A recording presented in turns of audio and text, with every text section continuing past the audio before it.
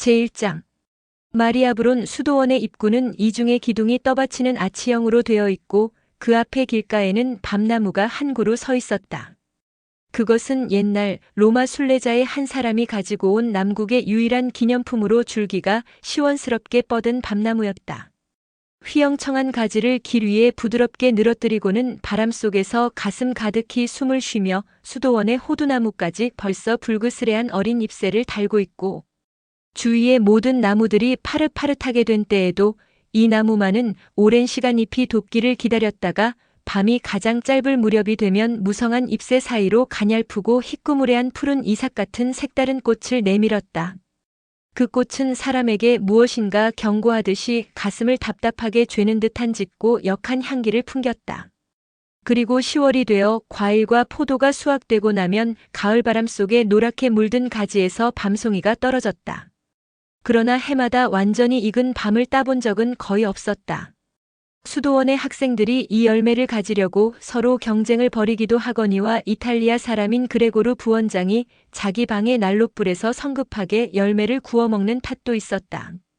이 아름다운 나무는 수도원 현관 앞 가득히 이국적인 우아한 모습으로 가지를 하늘거리며 서 있었다. 산지가 다름으로 민감하고 추위에 약한 먼 곳에서 온 손님이었지만 정문에 쌍을 이룬 화사한 사암석의 기둥과 아치형 창문관 처마 장식과 기둥들의 석조 장식과는 은근히 조화되는 곳이 있어 보였다. 또한 이탈리아 사람이나 라틴 계통의 사람들에게서 사랑을 받고 있었으며 이 고장 사람들에게서는 진귀한 진품으로서 아낌을 받고 있었다. 이 외래종 밤나무 밑을 이미 몇 세대의 수도원 학생들이 스쳐갔다. 석판을 옆에 끼고 짓거리고 웃으며 장난치며 다투거나 하면서 계절에 따라 맨발이 되었다가 신을 신기도 했다가 또 꽃을 따서 입에 물기도 하고 호두를 까먹기도 하고 손에 눈덩어리를 들기도 하고서 이렇듯 새로운 학생들이 끊임없이 오고 갔다. 얼굴들은 2, 3년마다 변해갔어도 대개는 그 얼굴이 그 얼굴이었다. 다만 금발이냐 고수머리냐 하는 차이뿐이었다. 대개는 이곳에서 남아서 수사가 되거나 아니면 보좌 신부가 된다. 모두들 머리를 빡빡 깎이운 채 법 위에 노끈 띠를 메고는 책도 읽고 학생들도 가르친다. 그러면서 늙어 죽어간다. 나머지 학생들 중에서 학창시절이 지나면 그들 기사의 성이나 상인 집이나 직공집이나 부모님이 계신 집으로 제각기 돌아가곤 하는 것이다. 바로 세상에 나가 즐기거나 사업을 하면서 한 번쯤은 수도원을 찾아올 때도 있었다.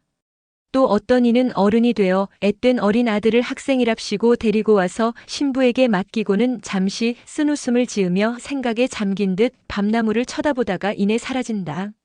수도원의 기도실과 집회실 안에 둥근 아치형의 묵직한 창문과 석조로 된 두 겹이 단단한 기둥이 서 있는 사이에서 생활은 물론이고 수업이나 연구가 이루어졌고 관리와 지배가 착실히 계속되어 갔다. 온갖 예술과 학문을 이곳에서 했고 세대에서 세대로 그것을 전해주었다. 종교적인 것도 세속적인 것도 밝은 것도 어두운 것도 여러 종류의 책들이 저술되고 주석들이 가해졌다. 체계가 세워졌고 고인들의 문헌이 수집되었다.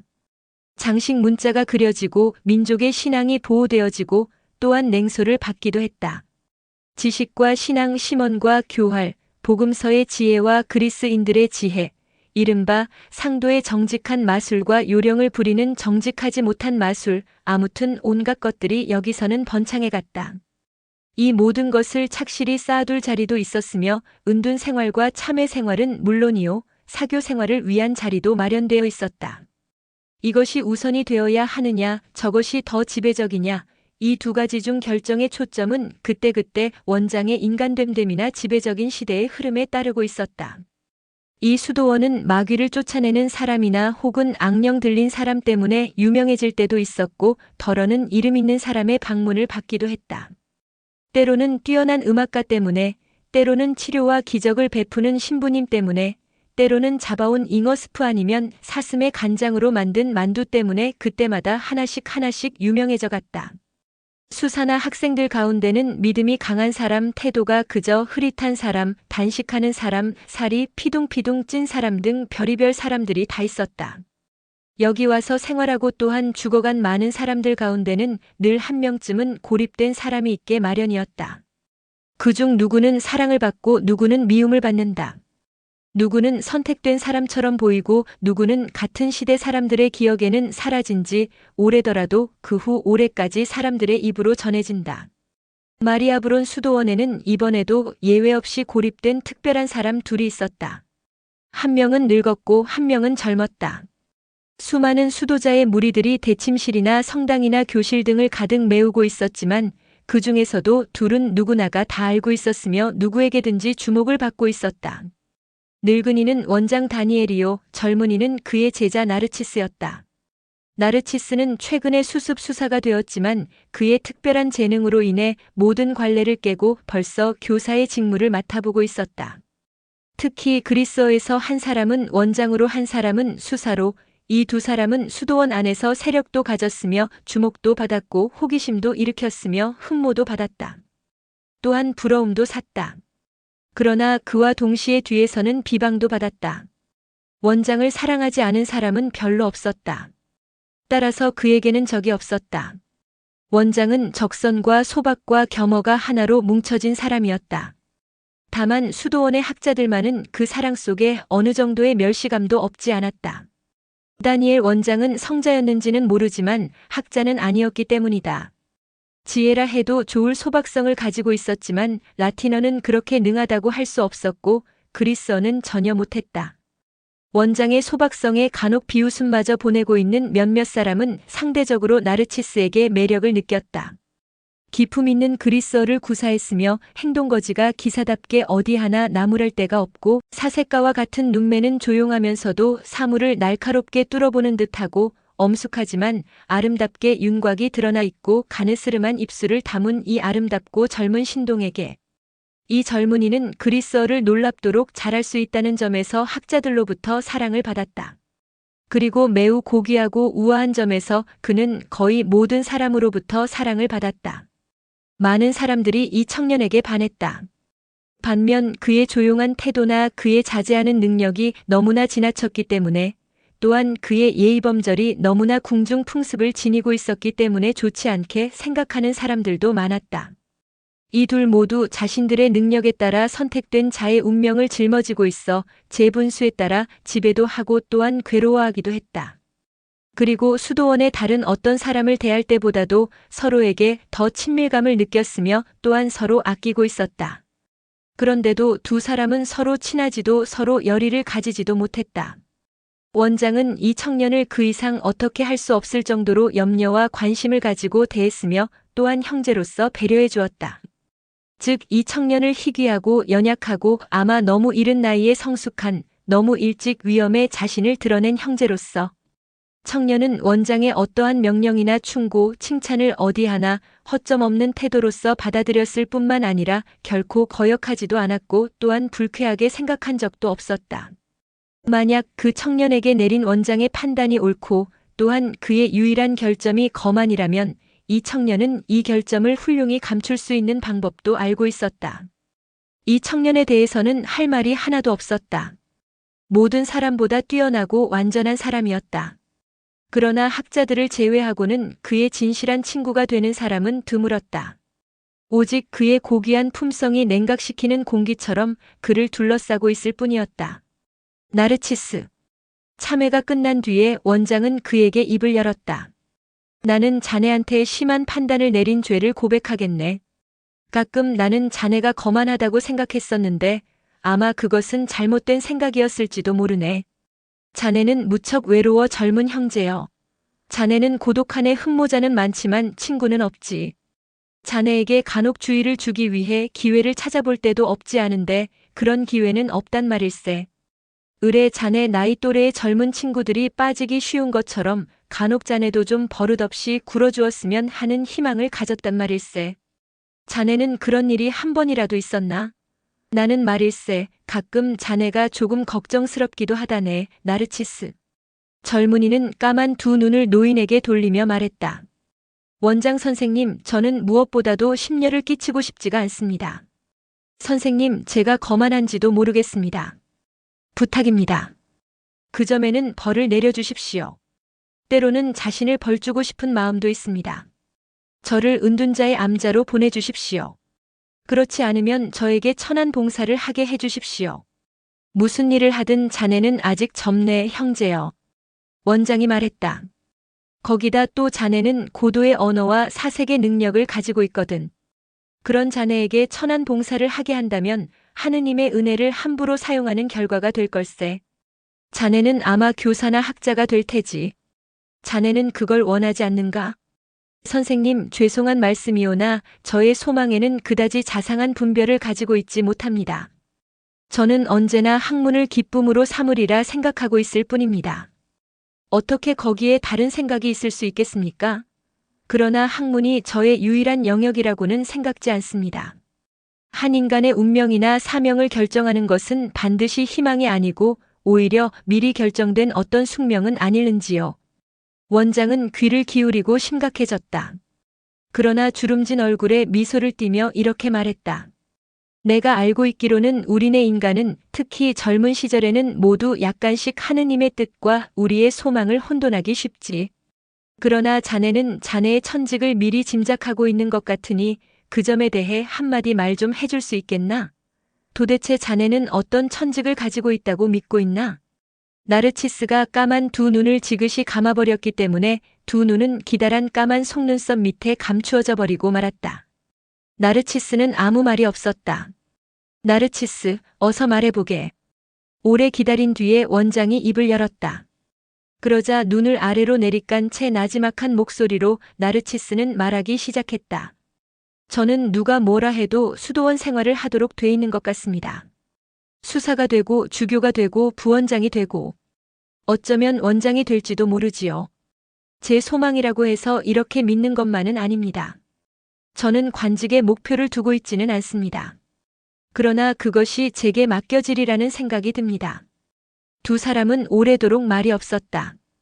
왜 자네는 그런 것을 믿나? 원장은 주저하며 물었다.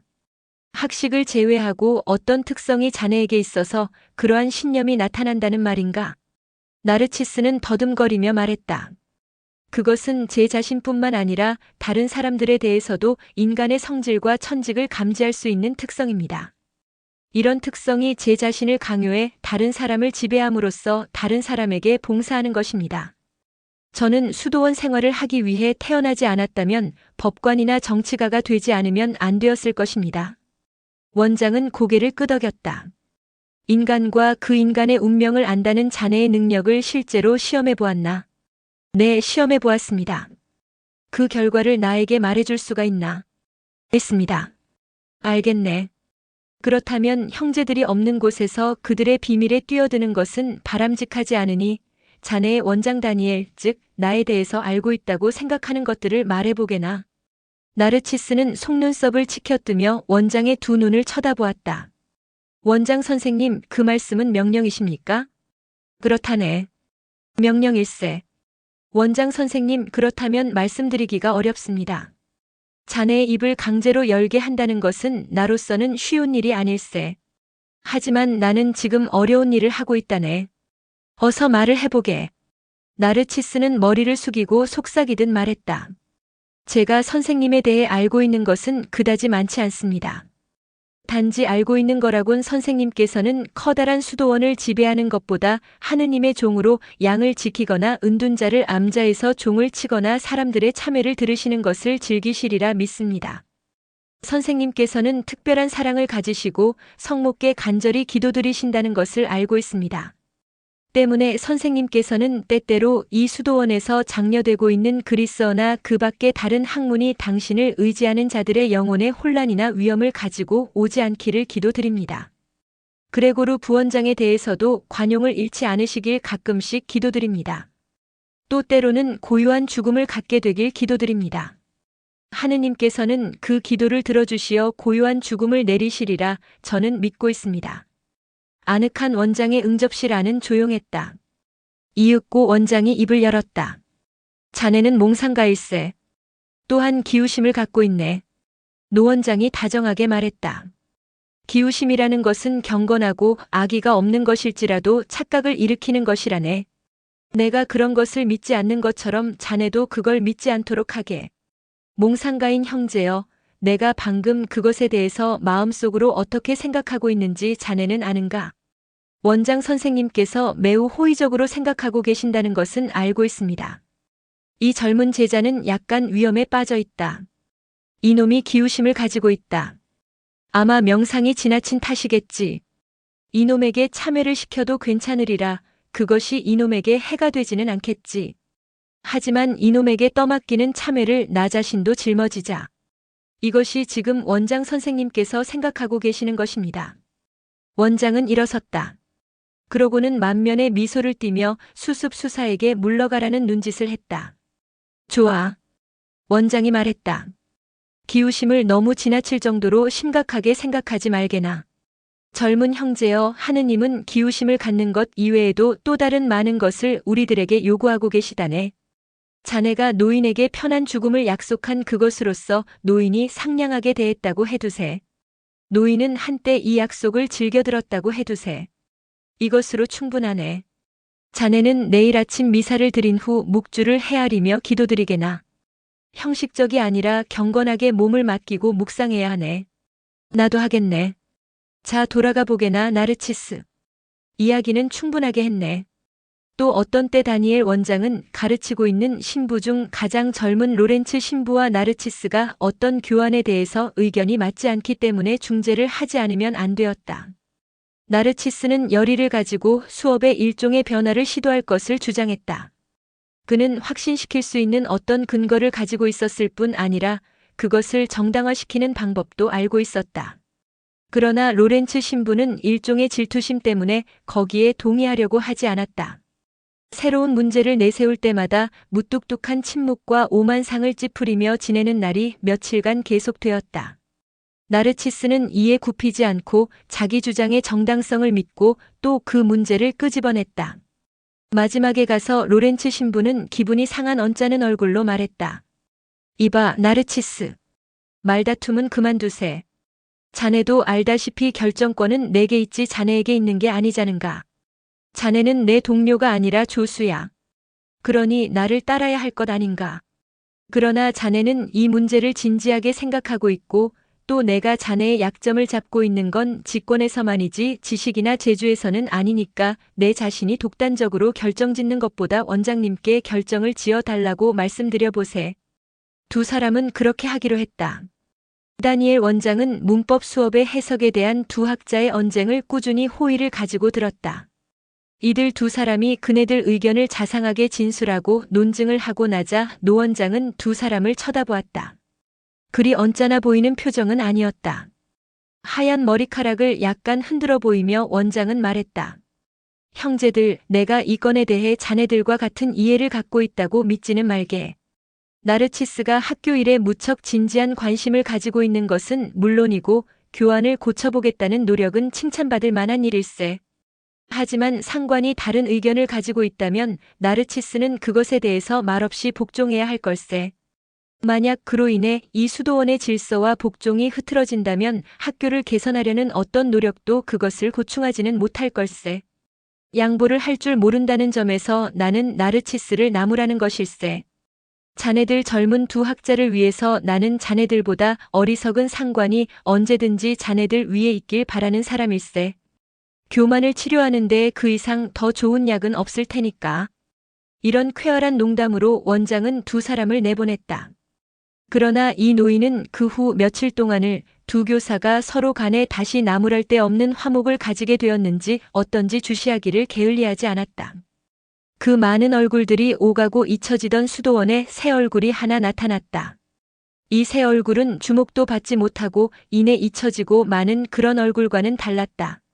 벌써 오래전부터 그의 아버지한테 신청을 받고 있던 젊은이로 수도원 내의 학교에서 공부하기 위해 어느 봄날 도착했다. 아버지와 젊은이는 우리가 잘 아는 그 밤나무에 말을 맸다. 큰 현관에서 문지기가 마중을 나왔다. 소녀는 앙상하게 치솟아 올라 아직도 겨울 모습을 아련하게 드러낸 한 그루 나무를 쳐다보며 말했다. 이런 나무는 처음 보는 걸. 희구하고 아름다운 나무로군. 무슨 나무일까? 고생도 좀 한데다가 찌푸린 얼굴에 나이가 좀 들어 보이는 아버지는 아들의 말에 별 관심을 갖지 않았으나 문지기는 소년이 마음에 들어 나무의 이름을 가르쳐 주었다. 그에게 감사의 인사를 하는 소년은 어딘지 다정스러워 보였다. 소년은 그에게 악수를 청하며 말했다. 골드문트라고 합니다. 이 학교에 들어오게 되었죠. 문지기도 정답게 미소를 지으며 신입생보다 먼저 앞장서서 큰 현관을 지나 폭이 넓은 돌계단을 올라갔다. 골드문트는 이곳에서 벌써 2개의 것, 즉 아까 그 나무와 문지기를 만나 친구가 되었다는 생각을 가지고 아무 거리낌 없이 수도원에 발을 들여놓았다. 두 사람은 우선 교장을 맡고 있는 신부에게 저녁에는 친히 원장과도 면담을 하였다. 그 두 곳에서 제국 관리인 아버지는 아들 골드문트를 소개했다. 수도원의 손님으로서 아버지는 얼마간 묵고 가도록 정중히 초대받았다. 그러나 아버지는 하룻밤만 묵고 내일은 꼭 떠나야 한다고 사정을 이야기했다. 아버지가 2마리 말 중에서 1마리를 수도원에 선물로 드리고 싶다는 제의를 하자 그 제의는 받아들여졌다. 성직에 있는 사람들과의 대화는 내내 정중했지만 냉랭한 기운이 느껴졌다. 그러나 원장도 신부도 말없이 앉아있는 골드문트를 희열에 쌓여 바라보고 있었다. 곱살하게 생긴 부침성 있는 이 소녀는 이내 그들의 마음에 들었던 것이다. 그들은 이튿날 아무 미련도 없이 아버지를 보내고 그 아들을 기꺼이 맡았다. 골드문트는 선생들에게 소개되었고 학생들이 쓰는 넓은 침실에 침대 하나를 얻었다. 말을 타고 떠나는 아버지와 이별을 하는 골드문트의 모습은 정중하긴 했으나 얼굴에는 애수의 그림자가 역력히 드러났다. 그냥 제자리에 멍청하게 서서 아버지가 수도원 바깥마당의 좁다란 아치 정문을 돌아 곡물차고와 물방앗간 사이로 사라질 때까지 계속 지켜보고 있었다. 그가 몸을 돌렸을 때는 기다란 그의 금빛 속눈썹 끝에 눈물방울이 맺혀 있었다. 그때 문지기가 어루만지듯 그의 어깨를 툭툭 치며 그를 위로해 주었다. 학생 친구. 그런 슬픈 표정을 짓는 게 아니야. 처음에는 부모님이나 형제들을 그리워하지. 그러나 여기도 있을 만하고 그다지 나쁘지는 않은 곳이라는 걸 곧 알게 될 걸세. 고마워요, 아저씨. 소년이 대답했다. 나는 형제도 어머니도 없어요. 아버지뿐인걸요. 그 대신 여기에는 친구나 학문, 음악, 그 밖에 학생이 아직 모르는 새로운 놀이도 있는걸. 이것저것 다 곧 배우게 돼. 만약 속 시원하게 털어놓고 이야기라도 하고 싶은 사람이 필요하거들랑 내게 오게. 골드문트는 웃으면서 대답했다. 정말 고맙습니다, 아저씨. 만약 절 기쁘게 해주시고 싶으시다면 아버지가 두고 가신 말을 빨리 보여주세요. 그놈도 정말 잘 있는지 어떤지 보고 싶으니까요. 문지기는 그를 데리고 곡물 창고 옆에 마구간으로 갔다. 희끄무레한 어둠 속에서 말과 말똥과 보리 냄새가 코를 찔렀다. 골드문트는 쭉 이어있는 칸막이 한 곳에서 갈색 말을 발견했다. 벌써 그를 알아차리고 머리를 쭉 뽑고 있는 말의 목을 두 손으로 부둥켜 안고 흰색 반점이 있는 널쩍한 이마빼기에다가 뺨을 비벼대면서 그는 말의 귀에 대고 속삭였다. 안녕, 블레스. 나의 용맹스런 블레스. 어때? 넌 아직도 날 좋아하니? 먹을 게 있어서? 집 생각도 나니? 블레스, 요 녀석. 내가 여기에 남아서 난 얼마나 기쁜지 몰라. 종종 널 보러 올게. 골드문트는 아침 식사 후 소매뿌리 속에다 남겨둔 빵 한 조각을 끄집어내서는 그것을 잘게 떼어서 말에게 먹였다. 그러고 나서 문지기를 따라 앞마당을 지나갔다. 앞마당은 큰 도시의 장터처럼 넓고 한 구석에 보리수가 심어져 있었다.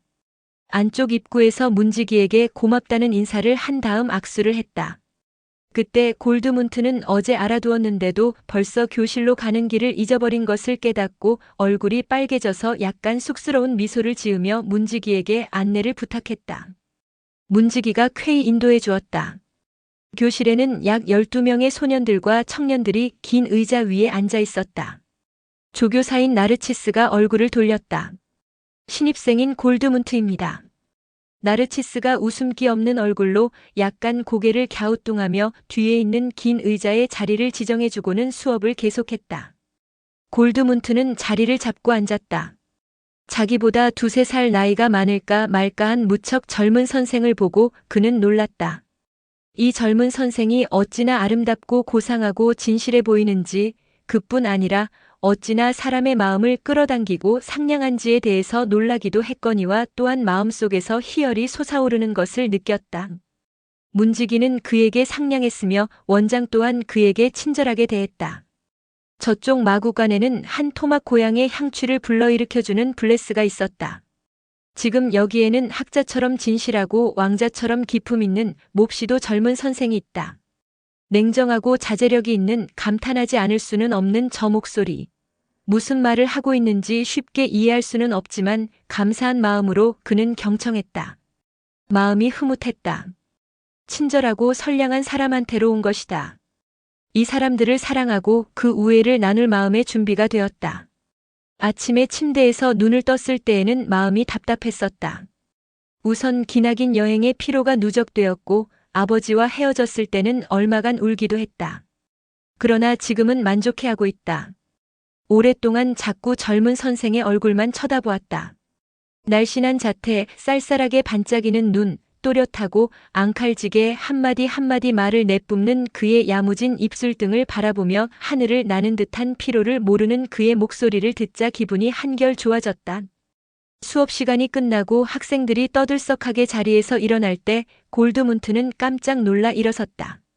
오랜 시간 잠을 자고 있었다는 것을 깨닫고 약간 부끄러운 생각이 들었다. 옆자리에 앉았던 학생도 골드문트가 자고 있는 걸 보고 있다가 귓속말로 친구들에게 알리고 있었다. 젊은 선생이 교실에서 나가자 학생들은 골드문트를 사방에서 잡아당기며 쿡쿡 찔러댔다. 다 잤냐? 한 녀석이 물어보더니 이를 내보이며 연방 킬킬거렸다. 그 자식 보통이 아닌데. 한 녀석이 놀려대기 시작했다. 이 자식은 분명 훌륭한 선구자가 될 거야. 첫 시간부터 코를 골지 않나. 이 아기를 어서 침대에 데려다 눕혀라. 한 녀석이 입을 열기가 무섭게 모두들 그의 팔과 다리를 하나씩 붙들고서는 호들갑을 떨며 그를 떠매려고 했다. 골드문트는 무척 놀람과 동시에 화가 났다. 그는 닥치는 대로 마구 후려치며 빠져나오려고 했으나 몇 대 얻어맞고서는 결국 바닥에 동댕이 쳐지고 말았다. 한 녀석이 아직도 그의 발목을 꽉 쥐고 있었다. 그는 그것을 호되게 걷어차고는 한 녀석에게 덤벼들었다. 대뜸 그 녀석과 심한 격투가 벌어졌다. 그와 상대한 학생은 힘께나 쓰는 놈이었다. 모두가 이 두 녀석의 싸움을 재미있다는 듯 구경하고 있었다. 골드문트가 지지 않고 주먹을 몇 대 먹였을 때 그는 아직 어느 누구의 이름도 몰랐지만 학생들 간에 친한 친구가 생겼다. 그러자 벼랑간 다들 달아나 버렸다. 모두 이내 교장 마르틴 신부가 들어왔다. 그는 혼자 남아있는 소년 앞에 와서 섰다. 교장은 소년을 쳐다보았다. 소년이 파란 눈이 새빨갛게 되었다. 소년은 두들겨 맞아서 좀 부은 얼굴로 당황하여 마주보았다. 도대체 어떻게 된 일이냐? 그는 물었다. 넌 골드문트구나, 그렇지? 녀석들이 내게 무슨 짓을 한 모양이로구나. 아니에요, 아니에요. 소년은 고개를 가로저었다. 제가 그 녀석을 때렸습니다. 대관절 누굴 때렸다는 거지? 모르겠습니다. 저는 아직 아무도 모릅니다. 어떤 녀석이 저와 맞붙었습니다. 그래? 그 녀석이 먼저 시작했니? 모르겠습니다. 아닙니다. 제가 먼저 시작한 것도 같습니다. 저를 보고 모두 놀려댔기 때문에 저는 몹시 화가 났습니다. 그래 시작한 것은 좋아. 하지만 한 번만 더 이 교실에서 주먹 다툼이 벌어지면 그때는 벌을 받아야 한다. 그럼 점심이나 하러 가. 자, 앞으로. 골드문트가 부끄러운 듯 헝클어진 황금빛 머리카락을 손으로 부지런히 쓸어올리며 나가는 것을 바라보면서 교장은 미소를 지었다. 골드문트 자신도 수도원 생활에 처음을 장식하는 이 행동이 정말로 버릇없는 것이었고 또한 어리석었다고 생각했다. 속으로 후회를 하면서 친구들을 찾아 헤매다가 점심을 먹고 있는 그들을 발견했다. 다행히 그들은 골드문트를 존경과 우애로써 맞아주었다. 싸운 상대방과는 신사답게 화해를 했다. 그때부터 그는 이 분위기 속에 자신이 쾌히 받아들여졌다는 느낌을 받았다.